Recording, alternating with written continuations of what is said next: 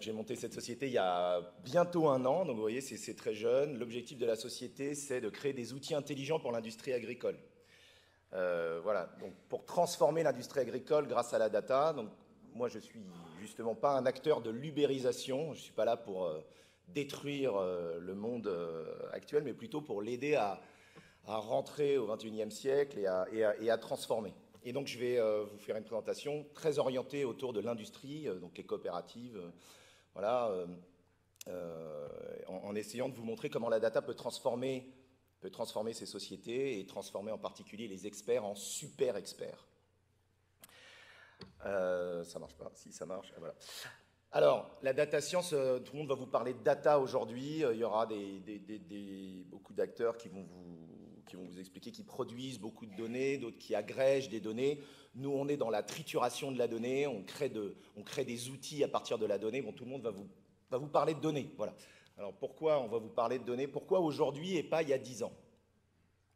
Parce qu'il y a 10 ans, on ne parlait pas de tout ça, c'était pas aussi prégnant. Aujourd'hui, tout le monde en parle, ça fait les grands titres des journaux. Eh bien, en fait, la raison fondamentale, c'est que les technologies sont mûres aujourd'hui pour rentrer dans l'industrie agricole.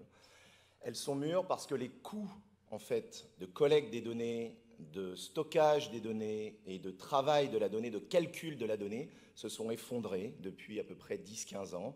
Et qu'aujourd'hui, vous pouvez héberger des batteries de serveurs pour pas beaucoup d'argent, que vous pouvez stocker beaucoup de données, etc. Et donc, finalement, des algorithmes ou des outils qui n'étaient disponibles que pour Air France ou des grosses boîtes du CAC 40 il y a encore 20 ans, sont disponibles aujourd'hui pour des PME.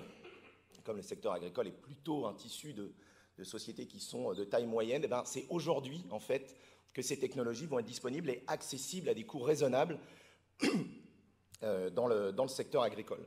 La deuxième raison, c'est que la data, c'est très intéressant dans le secteur agricole. Parce que c'est un secteur industriel où il y a énormément d'incertitudes.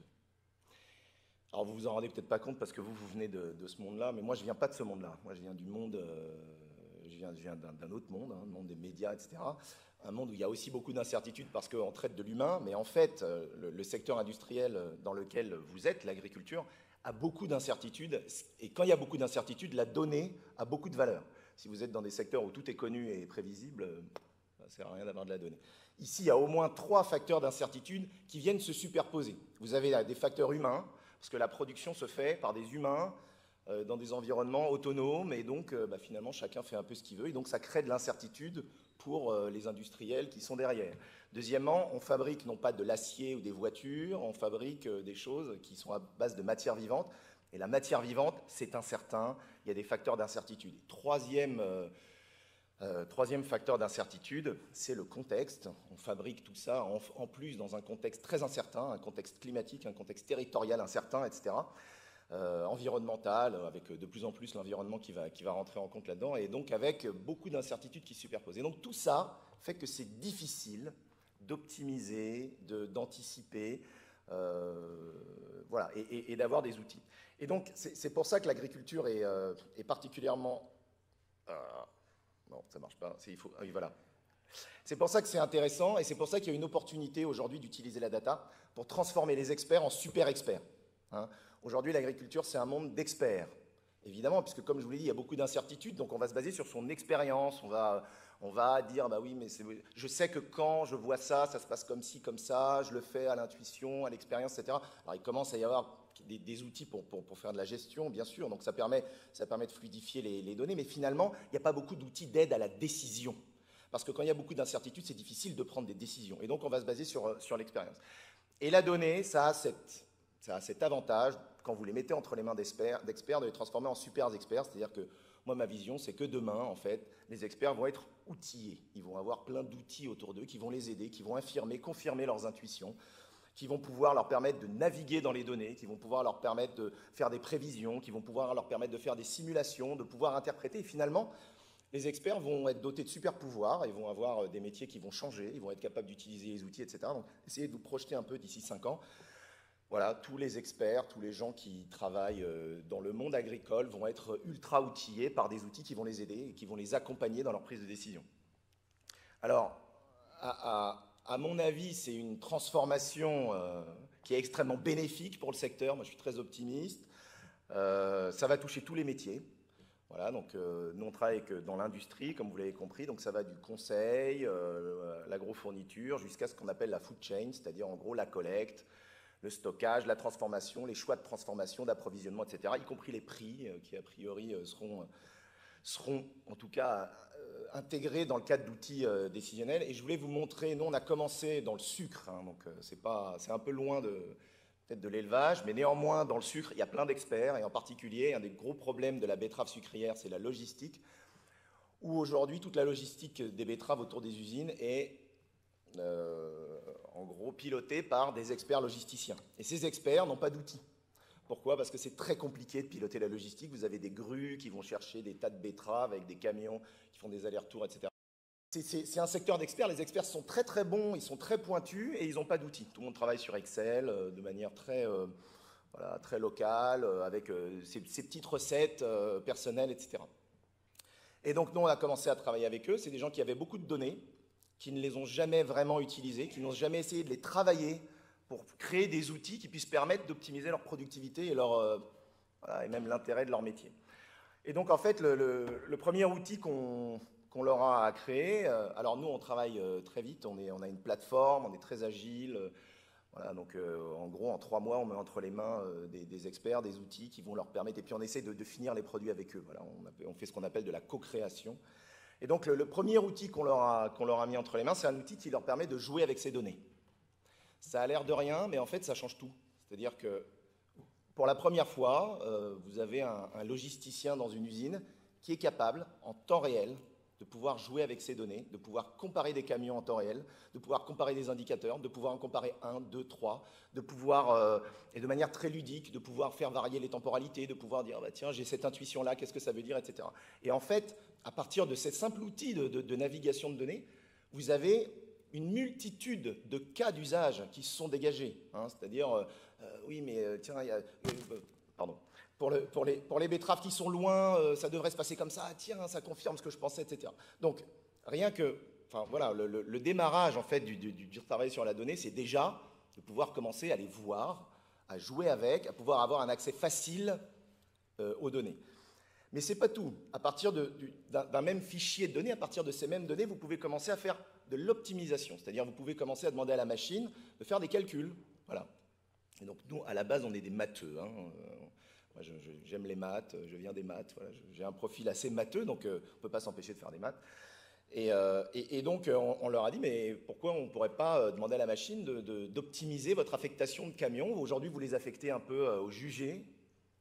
Qu'est-ce que vous diriez d'avoir un outil d'optimisation de l'affectation? Banco, on leur a fait un outil d'optimisation de l'affectation. Alors, ça ne veut pas dire qu'ils suivent tout le temps les recommandations de l'outil. Hein. Ça veut dire qu'ils ont un outil qui calcule et qui leur dit, voilà, il faut 8 camions. Alors, si vous voulez en mettre 7 ou si vous voulez en mettre 9 parce que vous ne le sentez pas, après, libre à vous. Mais vous avez au moins un outil pour challenger vos intuitions. Et puis, quelque chose dont on s'est rendu compte, mais de manière tout à fait par hasard, c'est qu'en fait, à partir du moment où vous ouvrez les données et vous commencez à les travailler, en fait, vous pouvez changer même votre stratégie, par exemple, votre stratégie tarifaire.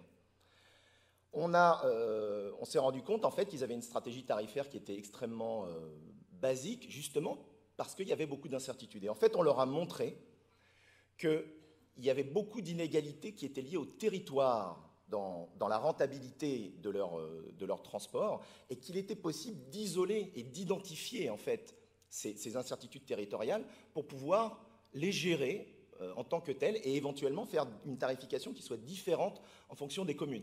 Donc ce que je veux vous montrer là, c'est que c'est des outils qui vont jusqu'à changer même les stratégies de tarification des industriels. À partir du moment où vous ouvrez les données et vous avez les bons outils, voilà, enfin, il n'y a pas de limite à la création de valeur. Donc ça, c'était ces trois exemples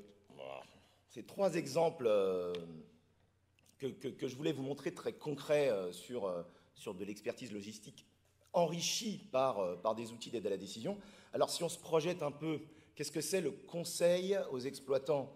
à l'ère de la big data, c'est très orienté autour de la recommandation, autour de la personnalisation, autour du temps réel, autour de la précision.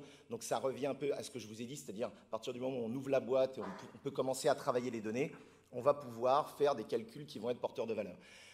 Ça nécessite de l'agrégation de données, et ça on va en discuter dans la suite de la journée. Et ça nécessite aussi des calculs, des algorithmes de calcul. Alors, je vous ai cité ici 3 sociétés que vous connaissez certainement, dont le cœur de métier réside dans l'algorithme de recommandation, c'est-à-dire dans le calcul des données. Netflix, par exemple, a proposé... Netflix, je ne sais pas si tout le monde connaît, mais en gros, c'est un service qui permet de faire de la vidéo à la demande sur votre télévision. Donc, Netflix a aujourd'hui 35 millions d'abonnés. Et le cœur de son expertise, c'est d'être capable de vous recommander le bon film au bon moment et donc d'optimiser ses marges grâce à ce moteur de recommandation. C'est des gens qui ont proposé $1 million à qui pouvaient battre leur moteur de recommandation pour vous montrer à quel point cette idée de recommandation automatisée était quelque chose qui était absolument cœur dans leur métier. Voilà. Et donc demain, le super conseil, il est personnalisé, il est beaucoup plus précis, il est contextualisé au niveau régional, au niveau profil, etc.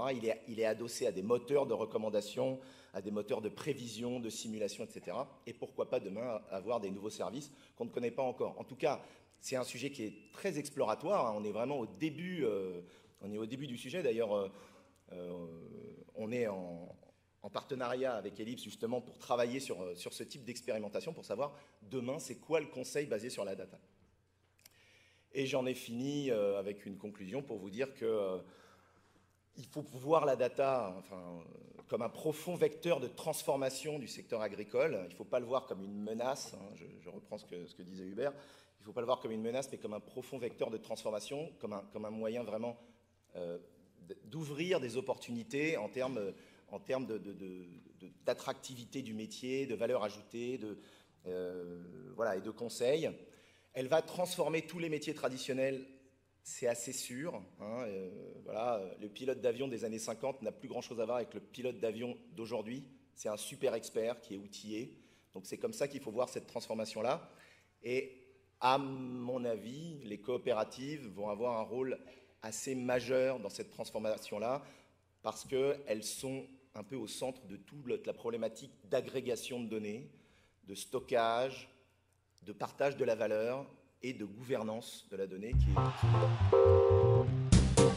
est...